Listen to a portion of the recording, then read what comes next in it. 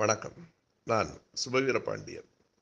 உத்வா பஞ்சாப் என்னும் படத்திற்கு தணிக்கை குழு அனுமதி மறுத்ததும், உச்சநீதிமன்றம் அதற்கான அனுமதி வழங்குவது போன்ற தொனியில் குறிப்புகளை வெளியிட்டிருப்பதும் நாம் அறிந்த செய்தி.